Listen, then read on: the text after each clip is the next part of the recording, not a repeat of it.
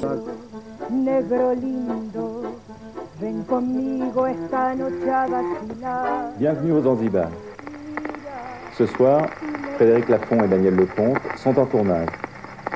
Ce soir donc, c'est à moi de vous faire partager mon expérience, l'expérience que j'ai vécue en Suisse, dans le Jura, à quelques kilomètres de la frontière française.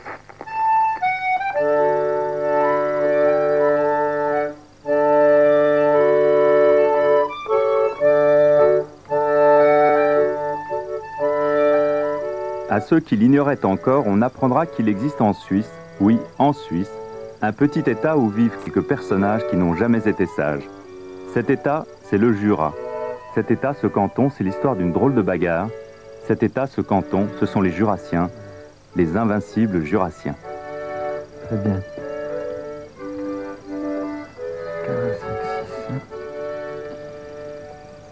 Voilà. Alors je vais m'installer. Ça fait rien si je vais... Moi, je dois Non, faire ton petit jardinet. Ouais, non, de toute façon, ça revient. La nature est très forte ici. Ici, j'aime tout, le paysage, les gens, l'ambiance, la dimension. L'ambiance, je crois, surtout. Les rencontres. L'anti-anonymat. Ici, tout le monde se connaît, tout se sait. C'est merveilleux. Les gens sont encore des gens et s'intéressent aux autres gens. C'est ça qui est important. Ils ont toujours été un peu fous. Il faut dire que pendant des années, il y a eu de quoi faire, il y a eu la bagarre, il y a eu la lutte pour l'indépendance. Le mouvement séparatiste était fait de gens très très intelligents. Alors on nous a bombardé de culture, et tous les artistes sont venus ici. On a fait des fêtes terribles, on était sous. Toutes les fêtes du peuple nous ont marqués. On a donné beaucoup d'émotions. Alors c'est très beau, c'est très très beau, il faut garder ce pays comme il est. C'est un pays de forêt. Les poètes étaient là partout, on était trempés, on a mariné la poésie. Attention, bouge plus.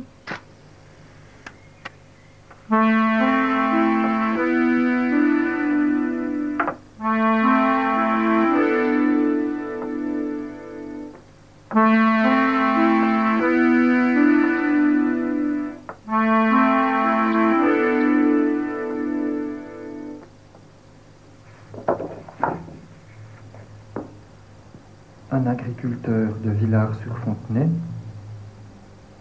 maintenant émigré au Canada.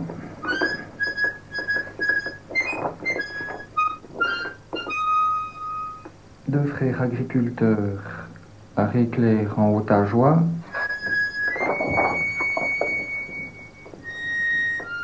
Un commerçant haltérophile à Courgenay.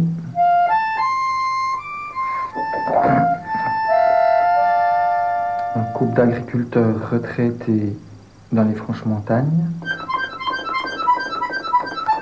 Le réparateur de faux de Glovelier. Bon, je déconne, je te présente. Tu sais encore pas ce que je vais dire, moi j'ai déjà réfléchi. Et voilà Pierre-André Marchand. On part sur celle-là, je dis bon ben, nous on est dans, nous les chanteurs de cul de bouteille et puis de bistrot. Pierre-André Marchand, du village de Souls, ici avec Gérard Coumer, musicien. On a français blues. Et quand tu fais, on connaît les pianistes de marche. Oui, absolument. Ils veulent. J'ai vu passer Buffalo, Sitting Bull et même Zoo. J'ai cagnonné tout au fond, des chariots et des colons. Pierre-André Marchand, grande gueule, grand cœur, poète, chanteur et plus encore. Certains disent Don Quichotte parce qu'il bataille en rêvant. Ils se trompent. Marchand, c'est marchand. L'âme chevillée au pays, il occupe une place à part dans l'histoire de la lutte jurassienne. Vous saurez bientôt pourquoi. Quand on voit ce qui se passe dans le monde, hein, ça paraît dérisoire, mais l'histoire jurassienne, c'est vrai, quand je la mets en regard des événements du monde, j'aurais qu'un mot à dire, c'est dérisoire, mais si j'en parle avec mon cœur, j'en parlerai jusqu'à ma mort, quoi. Parce que c'est plus important que ça en a l'air, quoi. Ça touche les gens, ça touche les petites gens, ça divise des familles, et puis on trouve là quand même tous les prémices des guerres civiles et des déchirements qu'on a trouvés dans le monde, hein. C'est en fait ça. L'affaire remonte à 1815, congrès de Vienne. Le Jura est intégré au canton de Berne. Pour bon nombre de jurassiens francophones, l'autorité alémanique de Berne est insupportable. Au pays de Guillaume Tell, le verre est dans la pomme. En 1947, la lutte pour un canton du Jura indépendant s'organise, des politiques créent le Rassemblement jurassien, un slogan « Jura libre ». On en rêve, mieux, on y croit. Ce que j'en pense, c'est parce que, je vous dis, c'est politico-confessionnel. C'est politico-confessionnel. Et c'est ça, c'est le plus pénible. Si les sudistes, s'ils étaient comme les nordistes ou les nordistes comme les sudistes, on n'en parlerait pas. On pourrait constituer un canton. Mais le Sud, il est réformé, et le Nord est catholique.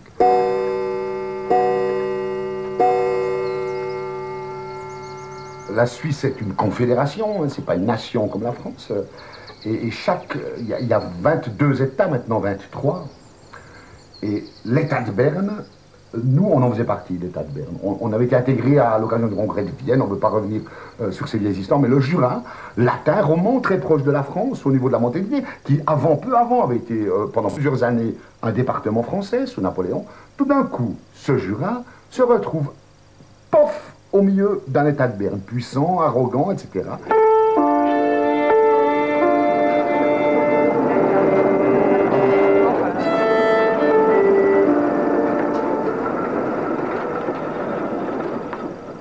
C'est la défense d'une identité francophone au sein d'un pays lourd, arrogant et puis à l'esprit arriéré de cette vieille démocratie qui est belle qui est très belle dans les principes, mais qui est vieillie, et c'est vraiment une vieille démocratie qu'est la Suisse, quoi.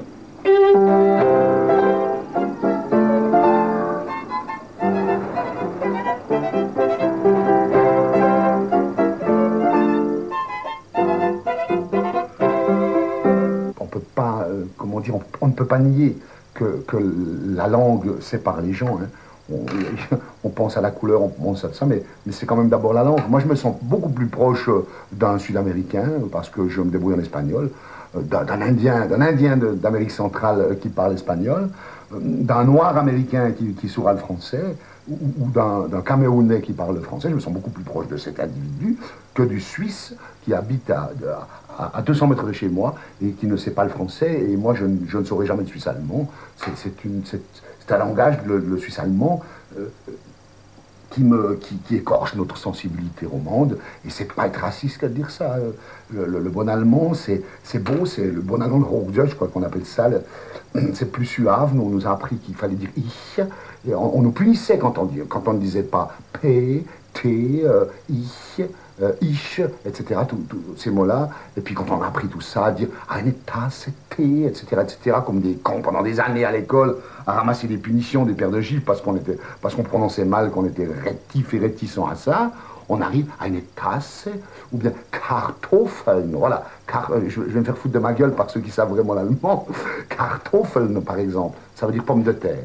Et on trouve, et on arrive en face d'un Suisse allemand, et lui, il dit un tas de fou, hein. La plus jolie fille du monde qui se met à parler avec un accent suisse allemand, c'est foutu, quoi. On débande, on bande à l'envers, c'est comme ça.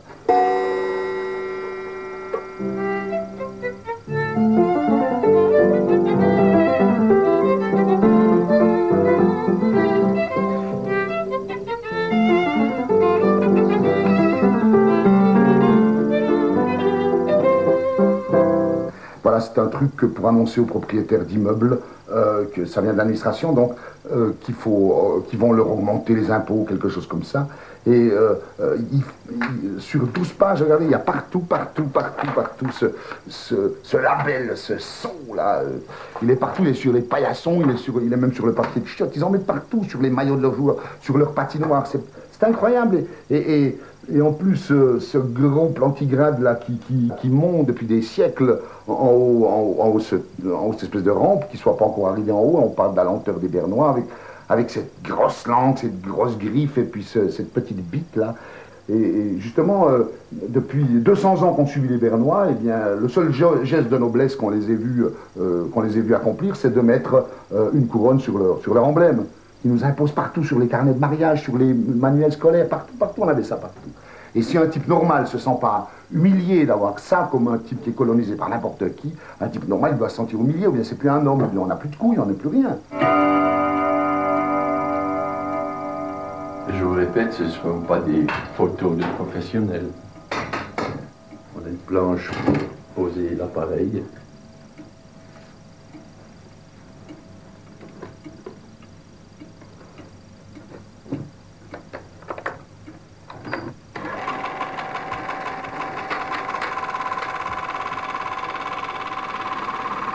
Ce sont des photos du 16 mars 75, au deuxième plébiscite. Il y avait donc les étiquettes voter non, ce qui voulait dire qu'il ne fallait pas que les 3 districts retournent au canton de Berne. Notre débat, il est aussi nationaliste, hein.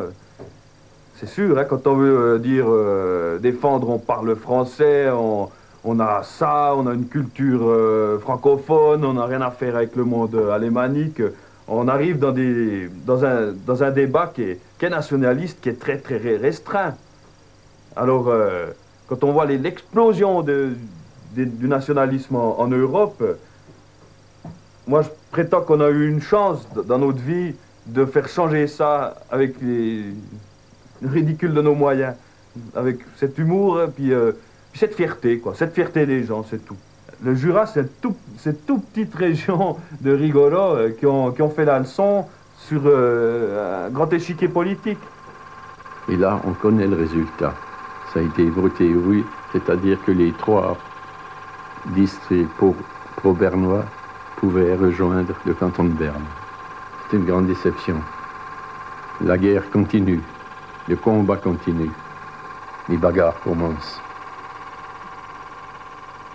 Même si, somme toute, c'est une espèce de guerre civile qu'on a vécue, mais on pense d'abord à discuter, on pense d'abord peut-être, à la limite, on s'engueule, bon, un coup de castagne, on se fout un poing dans la gueule, mais c'est vrai qu'on ne pense pas tout de suite à sortir un flingue, un couteau, et puis à se canarder dessus, quand même. On attache encore de l'importance à la vie humaine ou à la vie tout court, même si c'est la vie de quelqu'un qu'on n'aime pas forcément, quand même.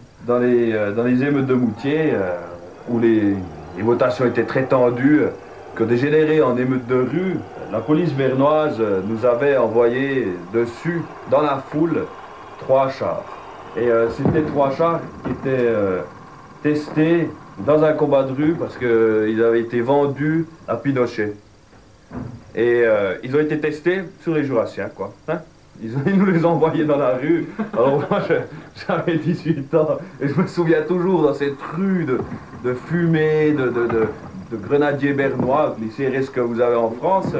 Ils sont arrivés dans la foule et j'ai vu des gens courir, lancer des engins pyrotechniques sous ce char et ça a explosé, les pneus ont brûlé. Ah, c'était la guerre.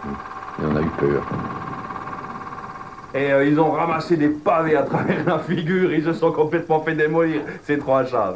Ça, c'est la neutralité de la Suisse. Hein. On a bien vécu la neutralité de la Suisse avec les chars de rue qui ont été vendus à Pinochet et testés sur les Jurassiens.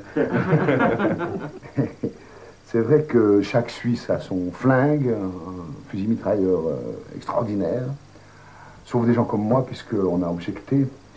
Et puis avec 24 cartouches de guerre à la maison, et puis il y a des dépôts de munitions un peu partout, il y a des forts partout, tu peux aller là, tous les 20 mètres tu rencontres un fort, une espèce de paranoïa des Suisses. Dans une Suisse militarisée, le fusil d'assaut réglementaire est resté à la maison. L'humour, lui, est sorti dans la rue. Et évidemment, de toute bagarre naît des histoires drôles, des histoires humoristiques qui tendent bien sûr, oui, des histoires humoristiques qui tendent bien sûr à humilier l'adversaire, hein, et puis on se les renvoie, j'entends, on se les rencontre l'un sur l'autre. Nous, par exemple, on disait, quelle est la différence entre un accident et une catastrophe? Un accident, c'est un autocar, un bus rempli de Suisses allemands qui tombe dans le lac Léman. Une catastrophe, c'est qu'ils savent tous nager.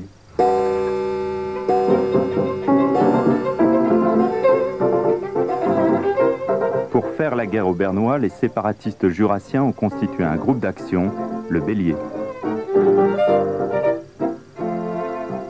On se pose une question hautement philosophique et déontologique. À quoi doit servir le Bélier? Pourquoi le Bélier? Alors j'ai réfléchi, j'ai retourné ça, j'ai ouvert des livres, etc. Et puis je suis arrivé avec une feuille quasi blanche, avec une phrase. Et cette phrase elle était simplement celle-ci: le bélier doit servir à emmerder la Suisse.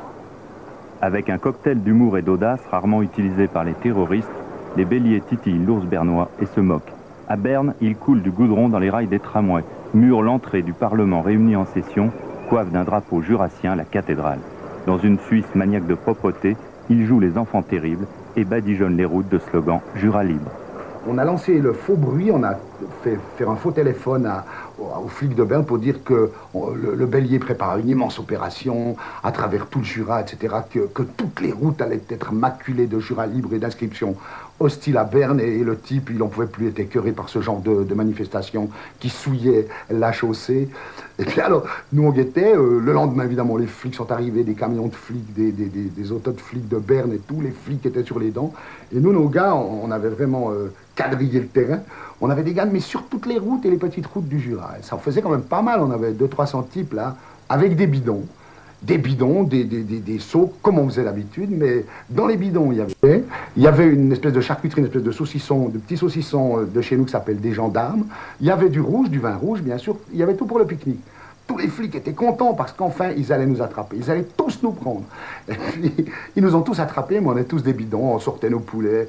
Ah, vous prenez un coup? Non, vous voulez boire un coup? Non, un morceau de poulet, monsieur les gendarmes. Alors là, ils ont été complètement ridiculisés. Je vois encore ceux qui nous avaient arrêtés, nous. Ils étaient tellement cons que d'abord, ils patrouillaient. Nous, on sautait dans le ruisseau. On sautait dans les talus. Et puis, ils voyaient même pas qu'il n'y avait pas d'inscription. Mais quand enfin, on s'est dit, on va arrêter. Ils ne remarquaient pas qu'ils nous traquaient pour rien, tellement ils étaient cons. Enfin, on avait toujours de la chance, on pouvait miser là-dessus. Et c'est dans ces années-là qu'une porte s'est ouverte chez moi, et c'était 7 h du matin. Puis ceux qui sont entrés chez moi à 7 h du matin, c'était un juge, c'était un enquêteur de la police jurassienne et deux flics de la jurassienne. Ils n'avaient pas de mandat, ils sont entrés dans la cuisine et ils m'ont dit: vous êtes du groupe Bélier, on vient fouiller la maison, vous êtes soupçonné d'avoir descendu la statue du Fritz Déranger par terre. C'est un soldat qui posait la garde aux frontières de la Suisse et qui représentait les soldats suisses pendant la guerre de 14 qui ont gardé leurs frontières devant l'ennemi, devant la guerre, devant l'Allemagne. Et on a toujours porté au ridicule cette statue parce qu'elle se tournait d'abord contre la France. Pour nous, on a changé ce symbole en présence d'occupation du Jura, contraire à nos idées. Elle était tombée par des incidents nocturnes, notamment, paraît-il, des cordes qui venaient chercher chez moi. Et ils ont fouillé toute la maison. À cette période-là, j'avais ma fille à la maison, j'étais seul avec, qui avait 1 an et demi. Ils l'ont directement embarquée aussi dans le même voyage. Hein. On a fait un jour en prison avec elle. Et dans l'interrogatoire, elle était sur mes genoux, puis elle disait: moi, je sais rien, quoi. Elle commençait à parler.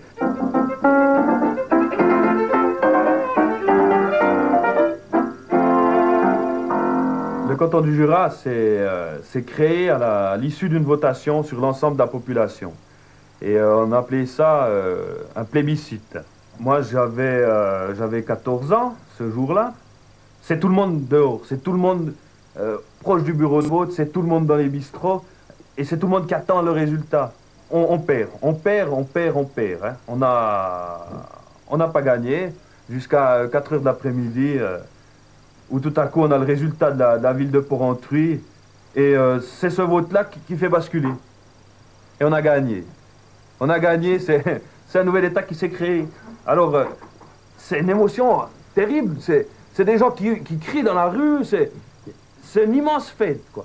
C'est une immense fête, c'est une émotion qui est indescriptible, parce que c'est qu'une fois ça, on peut difficilement la décrire, mais quand j'ai vu le mur de Berlin tomber, et puis que j'ai vu les gens dans la rue, eh ben j'ai senti ça. Hein? C'est une émotion qui a un immense changement, quoi. Tout est balayé, quoi. Tout est balayé, on a gagné, et puis c'est les gens qui le font. Alors ça c'est qu'une fois, ça c'est quelque chose d'impressionnant. Et chaque fois que je vois le monde en évolution, le monde où les gens maintenant sont dans la rue, il n'y a plus rien qui existe, et il y a leur idée qui a passé, il y a un changement qui est devant eux, et qui fête et tout ça, c'est toute cette émotion qui remonte. Dans mon pays d'hiver à n'en vouloir finir, les paysans traqués au fond de leur maison par la neige, le froid et le vent en délire, capturèrent le temps de la morte saison dans des morbiers précis et des montres parfaites. C'est pour tuer le temps, refusant de passer depuis le gratte-cul aux premières violettes, que les gens de chez nous devinrent horlogers. De l'établi fragile à l'étable mystique, l'horloger paysan découvrit l'utopie. Du crépuscule rouge à l'aurore magique, patiemment il bâtit la splendide anarchie.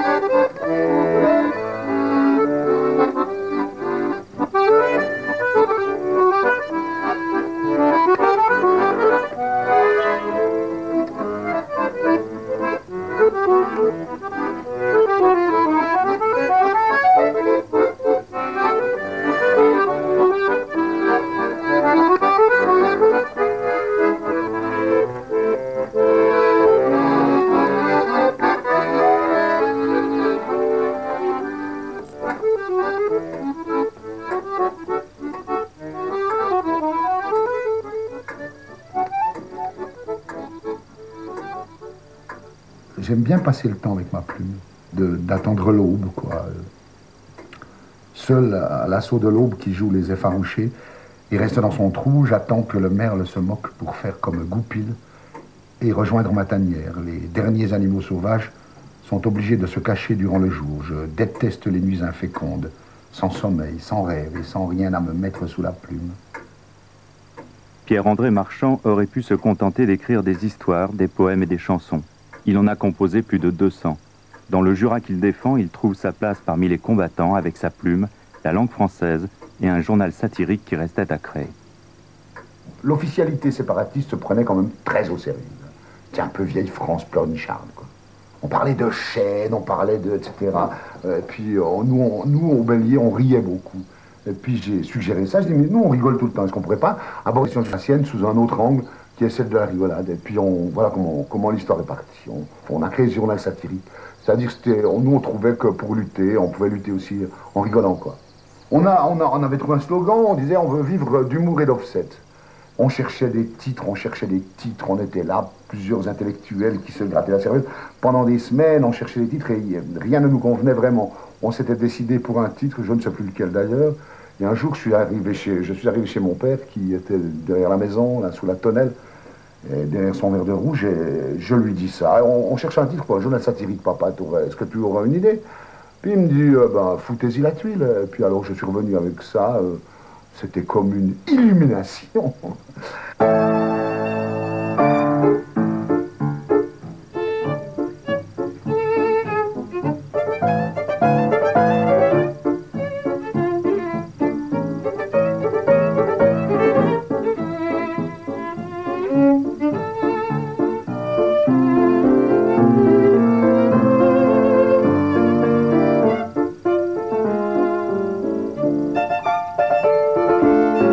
C'est un petit pays de fou parce que, en fait, pour remuer ce qu'on a remué à l'époque, il fallait vraiment être fou.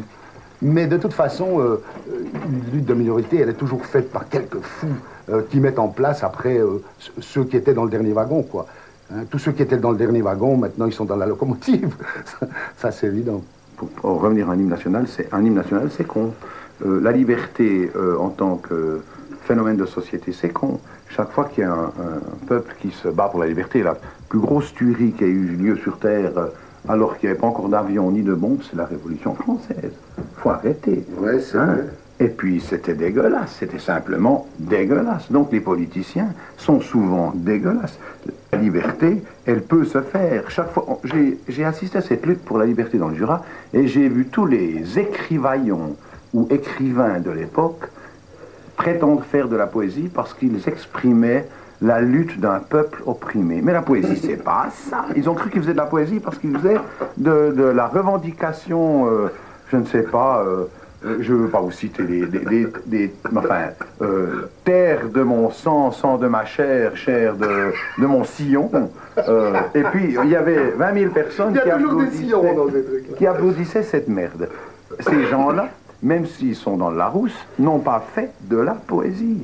Ils ont fait, je ne sais pas comment ça s'appelle, hein. C'est comme si je voulais faire de la musique maintenant pour être célèbre, je ferais ce qu'il faut. Dans la tuile, on tire à vue, d'abord sur les Bernois, puis sur les anciens séparatistes devenus ministres du nouvel État et qui se prennent trop au sérieux.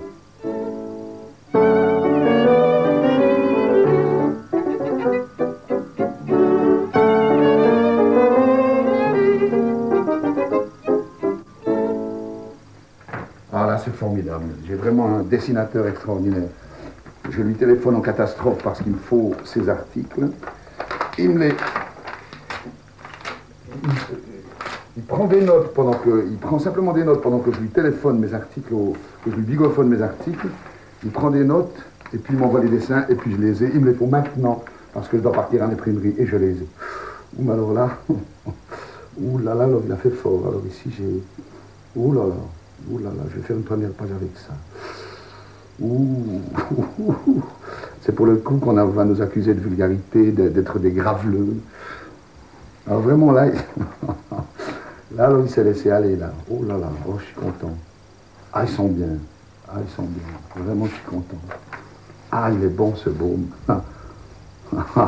Ben, c'est-à-dire que lui, il m'a dit qu'il allait perdre à peu près 10 abonnés, ce que si on pourrait mettre comme dans les guides gastronomiques, il y a 2 fourchettes, 3 fourchettes pour dire le bon repas, là, 10 abonnés, ça veut dire perdre 10 abonnés, c'est une bonne critique d'un dessin, on pourrait dire.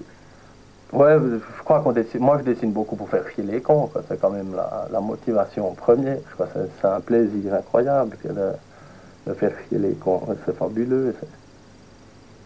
Parce qu'en fait, dans la vie de tous les jours, les cons nous font chier, hein. Je veux dire, on est confronté à la connerie tous les jours, on est nous-mêmes parfois cons, hein. Ça c'est clair. Alors, ça fait du bien de pouvoir sortir ça de temps en temps, puis de retourner la baffe, quoi. J'écris une lettre d'amour aux gens que j'aime, et je tâche de les faire rigoler avec des sujets qui ne le sont pas. Et j'essaie de trouver des formules de phrases qui peuvent les amuser, les faire rigoler. Franchement, mon but principal, c'est de faire plaisir aux gens que j'aime. Si, de surcroît, ça énerve les imbéciles, eh bien, ça n'est pas pour me déplaire, vraiment.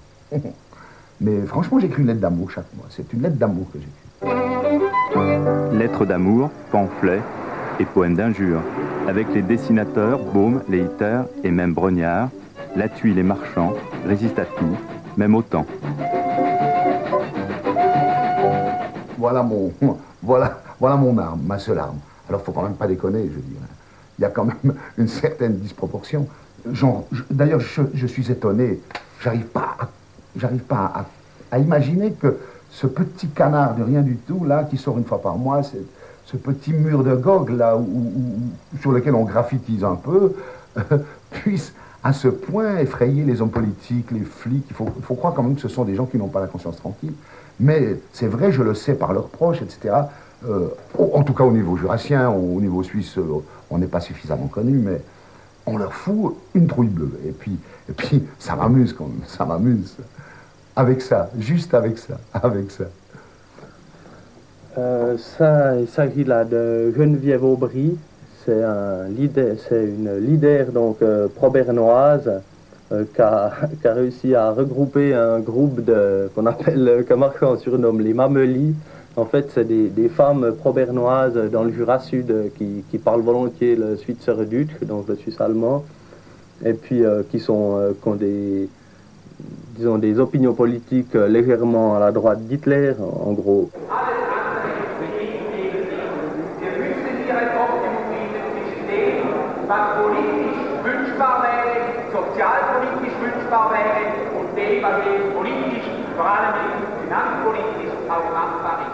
J'ai une grande chance.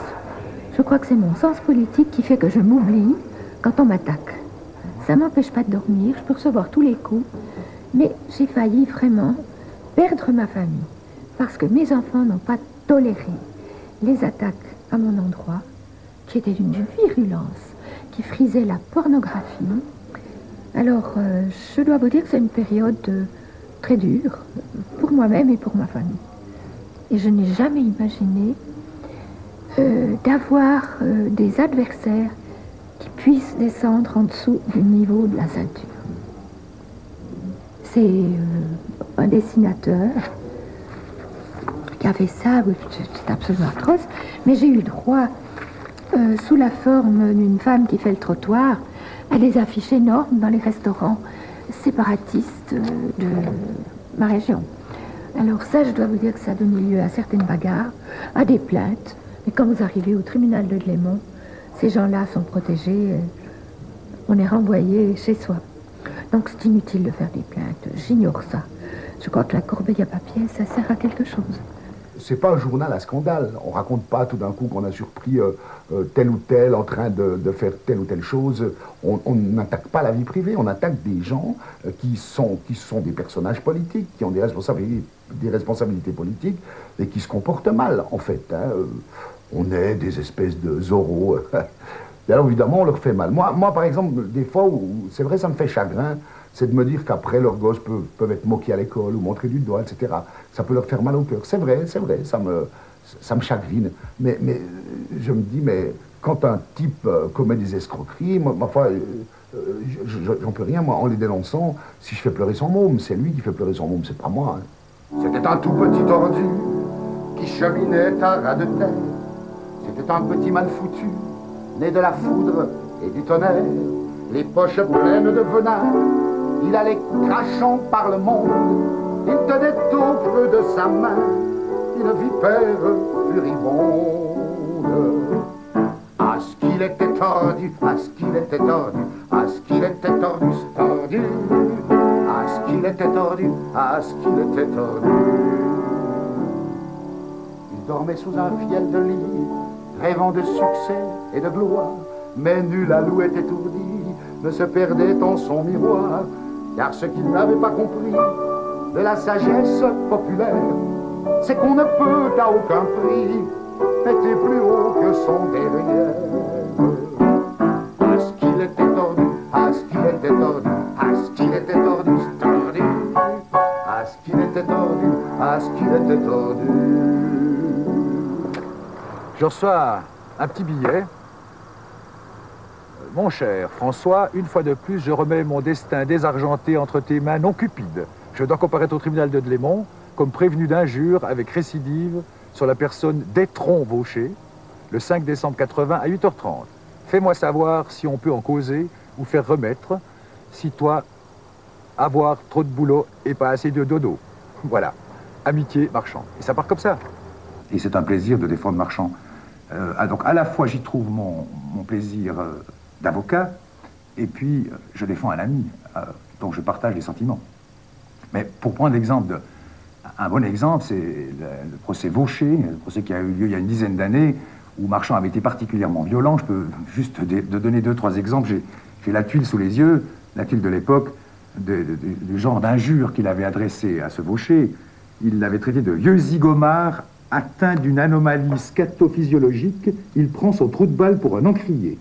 Avec quelques acolytes comme Jean Dubèze, alias Jean-Roland Graff, Tinette Vaucher a réussi à transformer le journal du Jura en fosse septique. Il faut le faire. Alors, il a une invention dans l'injure. Il a renouvelé l'injure, ce type. Et en cela, il est nécessaire. C'est vraiment un type nécessaire. Puis en plus, les audiences sont toujours hautes en couleur parce qu'il ne vient pas tout seul. Il vient avec ses copains. Les plaignants viennent avec leurs copains aussi. Et on a les deux groupes, puis le tribunal au milieu, qui essaye de garder le calme, de ne pas trop rire, parce qu'il fait rire les gens, Marchand, bien sûr. Et puis moi, je m'emploie aussi à faire rire le juge. Et il y avait notamment, je me souviens d'une femme qui était là, qui plongeait, horrifiée, dans un livre de prière, chaque fois que Marchand prenait la parole, comme si vraiment c'était le démon qui apparaissait, une vieille sectaire de nos montagnes. Il y en a pas mal chez nous, de ces gens à chignon, et qui sont tout le temps le nez dans le bénitier, ou bien le nez dans le livre de prière. Alors tu penses bien que ça donne de l'ambiance au procès. Donc c'est un vrai plaisir d'aller défendre Marchand.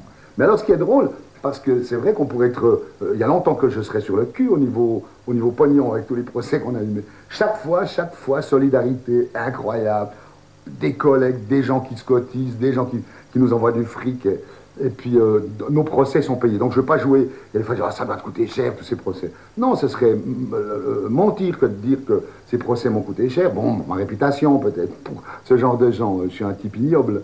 Mais non, les procès ont toujours été payés par les dons des gens. Même des curés qui m'envoient du pognon. Des hommes d'église.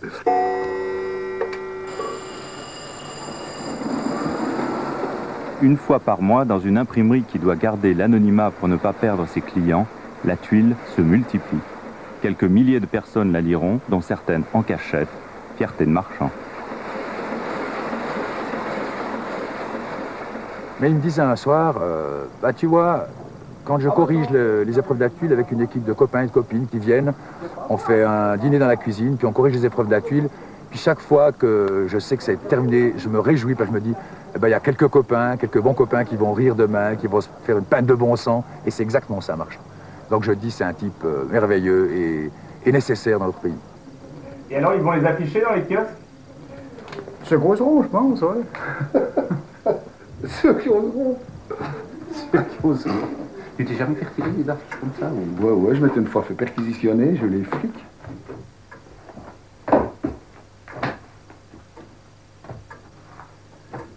Alors oui, il y a 2-3 ans, à peu près 3 ans d'après ce que je vois là, il y a eu un scandale national au niveau helvétique où, somme toute, il a été révélé que la Confédération, les flics, quoi, avaient fait des fiches sur plein de gens, mais tout ce qui était un peu à gauche était fiché. Alors bien sûr, j'étais aussi sur les fiches, et bien sûr, tous ceux qui avaient quelque peu milité dans la question jurassienne étaient fichés. Alors il y a eu un tel scandale qu'on nous a autorisé on pouvait les demander, ces fiches. Là, il est dit que j'ai pris la parole lors de la manifestation de la jeunesse séparatiste à Port-Entruy. Il s'est occupé à démontrer que le futur centre culturel jurassien doit être édifié au moyen des deniers de l'État, mais que celui-ci ne doit avoir aucun droit de regard dans la gérance et l'organisation de ce centre. A également déclaré, entre autres, nous ne voulons plus de sale museau bernois dans notre ruche. Oh là là, de la grande poésie, tout ça. Alors en noir, c'est, je pense, le nom de ceux qui nous dénonçaient, de ceux qui nous fichaient, de ceux qui... voilà, et puis quelques fiches qui sont carrément toutes noires, on peut pas lire ce qu'il y a dessus.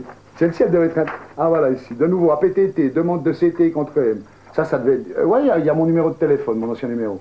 Ça veut dire qu'on était sous écoute. Donc, quand nous, on avait dénoncé le fait qu'on soit sous écoute, bien sûr, ça avait fait un tollé général, on était des paranoïaques, c'était pas vrai, mais on a des complicités au PTT, et la preuve, c'est que c'est vrai. Et puis dessous, alors celle-là est intéressante, celle-là, je voudrais bien la connaître, celle-là. Je sais ce qu'on avait fait. Ah, et quoi, on pouvait leur faire peur à ces gens. Ah, puis celle-là aussi, celle-là, ça en est une toute belle. Celle-là, je l'adore, celle-là. Celle-là, elle est très édifiante, celle-là. Allez, con. Vous prenez les journaux et à partir de ces journaux, vous allez me sélectionner là-dedans tout ce qui concerne les 3 pouvoirs. Hein. On va classer tout ce qui concerne l'exécutif, le judiciaire, le législatif au niveau de la commune, hein, parce que vous avez des articles sur les communes, au niveau du canton et au niveau de la confédération. Hein. Tu cherches Parlement. Ce que j'ai dit, l'exécutif. Parlement. C'est législatif. Voilà. Tu vois? Démocratie, luxe pour l'Afrique, tu vois? C'est bien la preuve, hein? Un invité illustre était l'autre du centre de Sornetan. Démocratie, luxe pour l'Afrique. Je veux bien dire qu'il faut... Ça prend longtemps, la démocratie. Il y a plein de pays, on ne peut pas passer d'un jour à l'autre à la démocratie, sans que ça donne parfois des guerres civiles, des catastrophes. Hein. C'est très difficile, la démocratie. Luxe pour l'Afrique, on dirait que c'est aussi un luxe pour les pays de l'Est, pour la Yougoslavie, hein, on dirait que c'est... Preuve de la démocratie helvétique, Marchand est encore instituteur.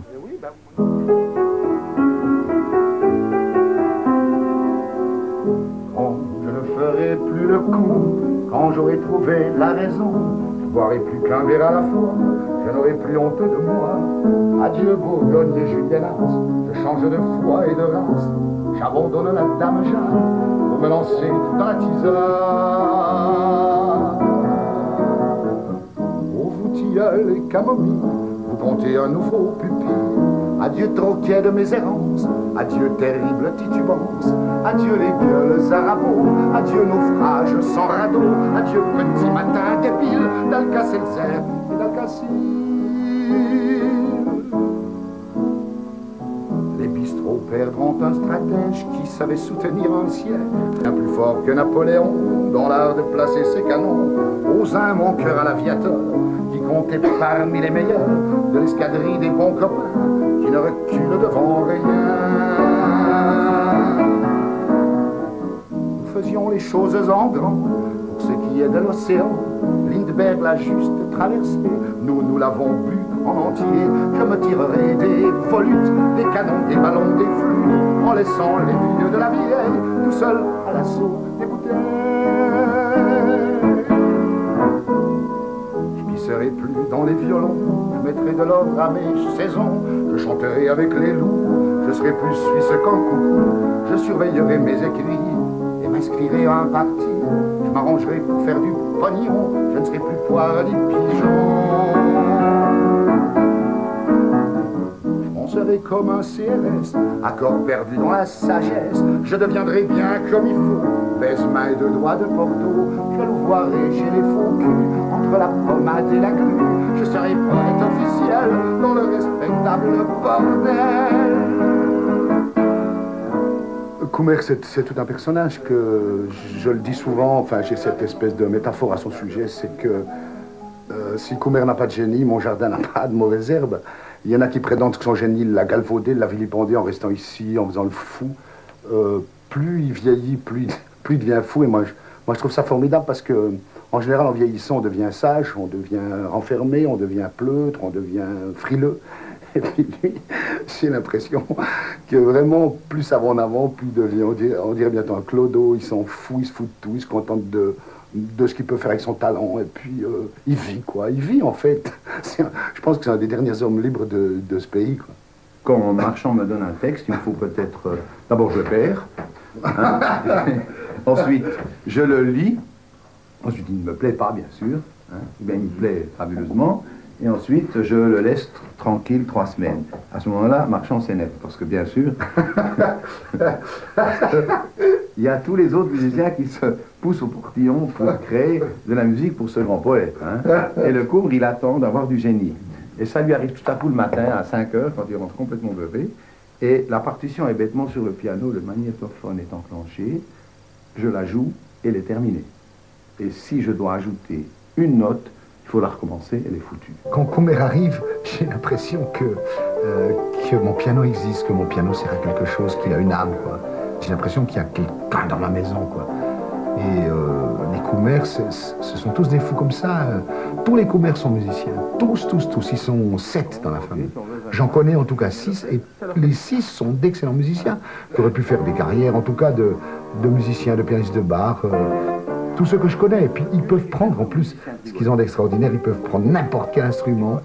On dirait qu'ils sont capables, il y a des gens qui savent faire ça, qui sont capables d'amadouer les outils. Et bien eux, pour eux, la musique, les instruments de musique, ce sont des outils.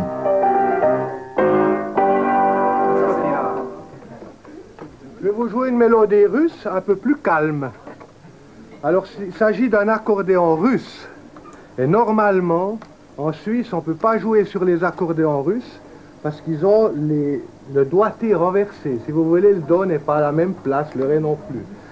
Alors j'ai renversé la vapeur dans l'instrument, puis ça donnait juste ici.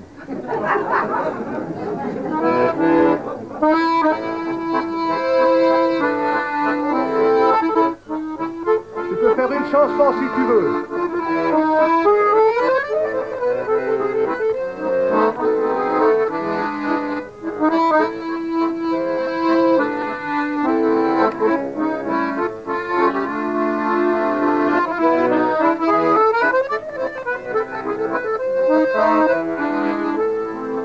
Soit les États-Unis, soit la France. Qu'est-ce que tu choisis? Ça m'intéresse vraiment pas. J'en ai rien à foutre. On devient célèbre en faisant de la merde souvent. Ce qui compte, c'est d'avoir fait quelque chose de bon, d'avoir fait plaisir à 3-4 copains, d'avoir mis du soleil dans les yeux de 2-3 petites filles, de 2-3 grands-mamans. C'est ça qui est beau. Le reste, mais vraiment rien à glander. C'est là que ça se passe. Oui. Alors pour montrer que Chopin avait des problèmes qui sont plus du tout de notre temps maintenant, parce qu'on a des bouquins où il y a tout expliqué dedans, il n'y a qu'à lire. Alors je me suis dit, Chopin il n'avait pas tous ces bouquins, donc il devait s'exprimer lui-même. Et ça donnait ceci. Alors maintenant je transpose. Ça au XXe siècle. Hein. Et j'imagine une nana qui s'est mis des trucs sur les cheveux, là, du gel, qui s'est mis du cheap, c'est vrai, hein. Puis qui va dans un bar à la mode, puis qui s'asseye au ce bar, et puis elle commande un coca citron. Et puis voilà, ça c'est nana. Et puis bien sûr, il y a un mec qui arrive. Un mec qui arrive comme ça 10 minutes après, il a aussi tacada, soin. Il arrive, il lance ses clés de sable turbo sur le bar, il commande un whisky coca. Il a son whisky à son nom. Il a peut-être son whisky à son nom en plus. Il se met à peu près à 2,50 m de la nana, qui est, n'importe quel dragueur vous le dira, la distance stratégique. Ouais. Alors, ça donne ceci. Et maintenant, c'est Chopin qui parle, mais je traduis pour les pauvres mélomanes non avertis. Hein. Voilà. Ça donne ceci. Bonsoir, mademoiselle. Vous venez souvent ici. Puis la nana, elle répond. Voilà, il est un peu con. Il dit, vous habitez chez vos parents. Puis la nana, elle répond. Il n'y a encore personne, hein. Je vais aller boire un verre ailleurs. Bien, je sais pas, chez des estampes japonaises à la maison. Non, vous voulez pas vraiment... vous pouvez vous approcher, je vous fais pas peur quand même. Puis la nana. Ça, c'est Chopin, hein. Je voudrais faire un tour avec ma sable turbo. Vous savez, je m'entends plus avec ma femme. Ma fille sort avec un Kinshasais. Mon fils se drogue. Alors, de temps en temps, j'ai un poivré la gueule ici. Hein. Puis la nana lui dit, écoutez, monsieur, des mecs comme vous, maintenant, voilà ce qu'on en pense. Et ça, c'est Chopin qui le dit.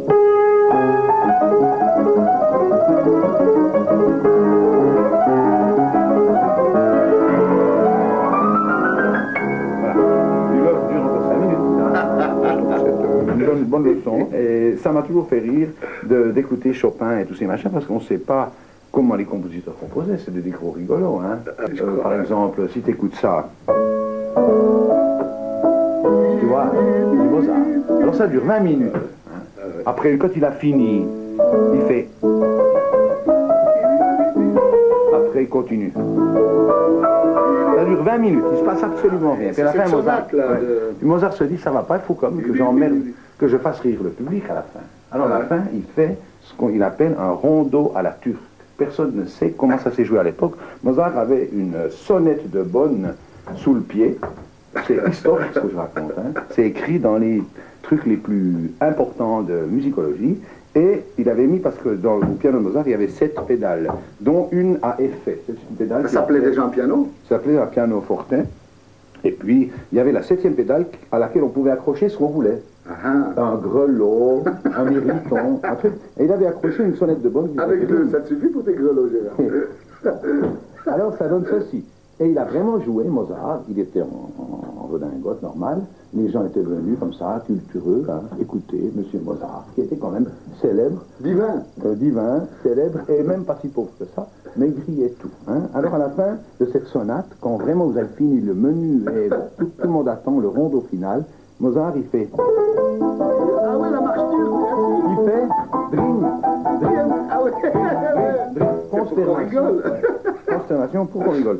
Alors quand on entend, par exemple, des émissions superbes en Suisse à Espace 2, ou bien qui s'appelle Disque en lice, ou bien ces espèces de cons qui écoutent quelle est la meilleure interprétation, je n'ai jamais entendu cette sonate jouée dans la version originale. J'ai pas de sonnette ici, mais en fait, ça devrait faire ce bruit-là. Ça devrait faire dring, dring, dring, dring, dring. Voilà. Et c'était la véritable version de Mozart. Ça, faut quand même le dire aux gens, hein. Et les gens écoutent ça comme ça, puis ils disent, oui, j'aime mieux l'interprétation plus nuancée, n'est-ce pas? L'articulation dans le phrasé. Et alors, tu fais le drink. Tu fais le drink. Parce que j'ai pas la pédale. Voilà. Drink. Voilà.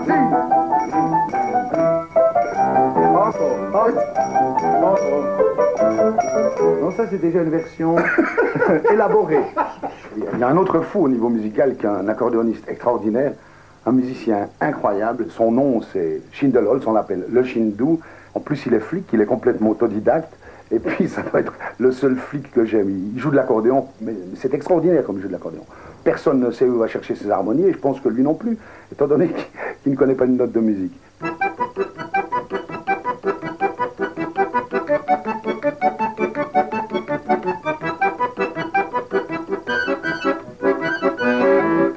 C'est le seul flic que je connaisse qui est meilleur à l'accordéon qu'au violon.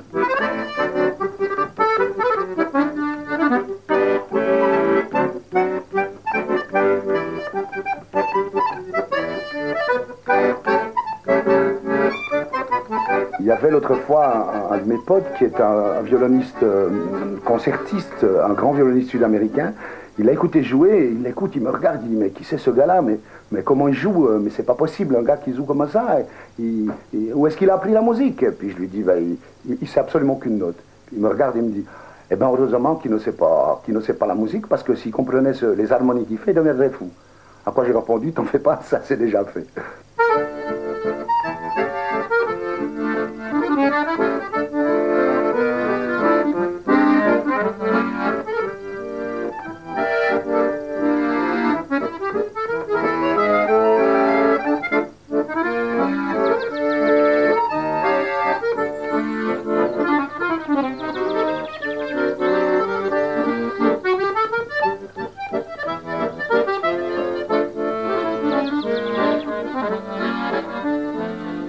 Je ne crois pas aux artistes qui n'osent même plus se tutoyer eux-mêmes le matin devant leur miroir. Pour moi, les seuls artistes sont ceux qui apportent de la révolte et de la tendresse enrubannés d'humour, même s'ils ont 3 ou 5 ans. Tout le reste n'est que jargon culturel et macrodage intellectuel. Je préfère les petits paysans aux grands philosophes. Je ne suis guère démagogue, car il y a beaucoup plus de grands philosophes que de petits pégouzes. Une lutte de libération est d'abord une histoire d'amour. Les gens instruits, raisonnables, intellectuels et politiques parlent stratégie, idéologie, économie, consensus, casus belli, modus vivendi et larussis pagerosas. Les gens aimants se battent, se font casser la gueule et hantent les prisons. L'histoire jurassienne, la récente en tout cas, est typique à ce sujet. On n'a pas vu souvent des pontes séparatistes en prison. Ils ont toujours été assez intellectuellement brillants pour faire admettre qu'un jour de violon accompli par eux nuirait à la cause. Mais ils ont toujours été suffisamment malins et habiles pour laisser à croire aux petits, aux moins importants, que si eux, les petits, les moins importants, se farcissaient les galères, la barque avancerait plus vite. C'est avec de telles gaudrioles qu'on libère des demi-pays. Ce n'est pas que je tienne absolument à voir tout le monde en cabane. Mais il n'y a pas de raison que ce soit toujours les mêmes à l'ombre et les autres à l'ombre. Il y avait un sacré bon petit coup dans l'air, traînait dans cette affaire la mer. Brassens fredonnait sa dernière, et Brel qui montrait son derrière. Un bourgeois qui était plus sous que moi, il avait ferré, c'était extra. On peut dire que ça fut une sacrée chama, même si Lyon et le Pharaon m'adorent en remplissant son pot. Chez la Marie, on a chanté de la nuit. Il y avait Grandjean à son piano, il y avait Germain. Ils voyaient plus les mains, qui étaient tremblées dans le Beaujolais. Et il y avait du ciel plein les bouteilles, même une étoile, je me rappelle. Il y avait un sacré bon petit coup dans l'aile. Alors le gars, je connaissais pas, commence à regarder vers le matin. Et puis Marie, qui lui sourit, Marie. Elle a des oiseaux plein les mains. Et quand Marie s'est envolée, la poésie se met à ricaner. On était seuls dans la maison. C'était Marie, notre chanson. J'ai la Marie, on va chanter toute la nuit. S'il y a Grandjean à son piano, et Marie une chanson.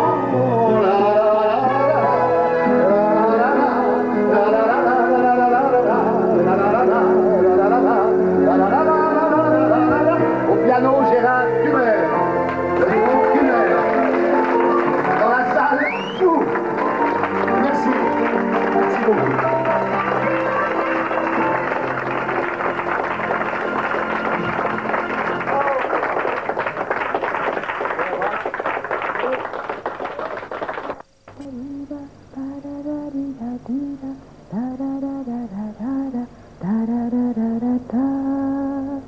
Tu negrita, linda y calentita, tatita, ay mi negra. negro. Pararirararara.